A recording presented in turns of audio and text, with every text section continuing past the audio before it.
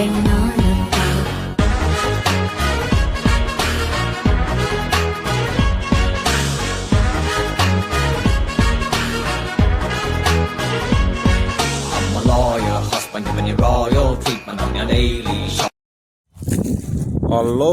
ખેડૂત મિત્રો, આપણે આવી ગયા છીએ વાડીએ. આજ તલ બીજી વાર ખેંખેરવાનું ચાલુ આપણે કરી દીધું છે. આજ ઉપલા ભાગમાં, નીચલો ભાગ તો બાકી છે આપણો.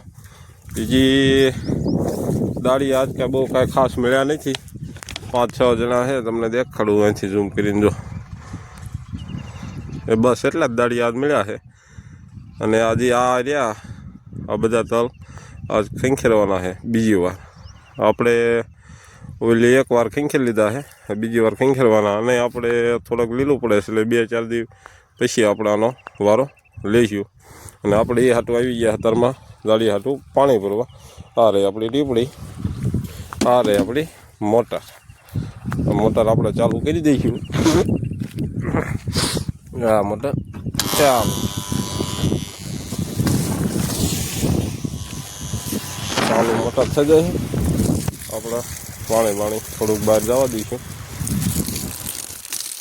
પાણી જાય એટલે સાફ થઈ જાવ. દાળમાં આપણે પ્રળાશ આવે એટલે રેતી આવે થોડી ઘણી.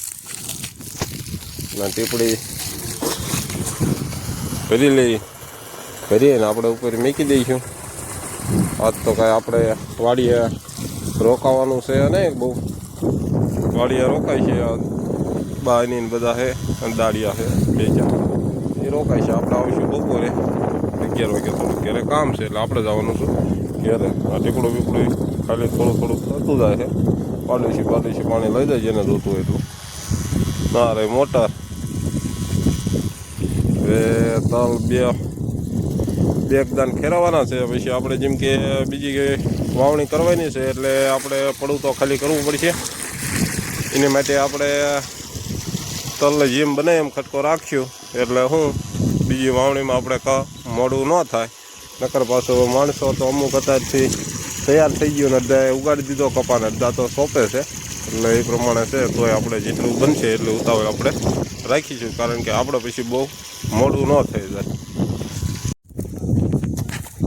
પાણી ભરીને આપણે આધારે ઉપર હવે આપણે રાખીશું ઘેરે. પહેલાં જો પેલું આવી ગયો તાચા ખાવા. આપણે રોટલા બોટલા એને હાટું લાવ્યા હોય તો નાખી દઈશું.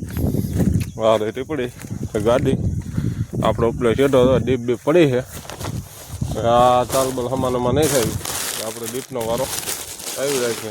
જો આ પાક બધું 10 વાગે એટલે પથારો કરીને બધા બે જાય નાસ્તો કરવા. અને પેલું આટલું તાચા લાયા છે પણ ક્યાં છે એ કાંઈ ખબર છે નહીં આપણે બહુ.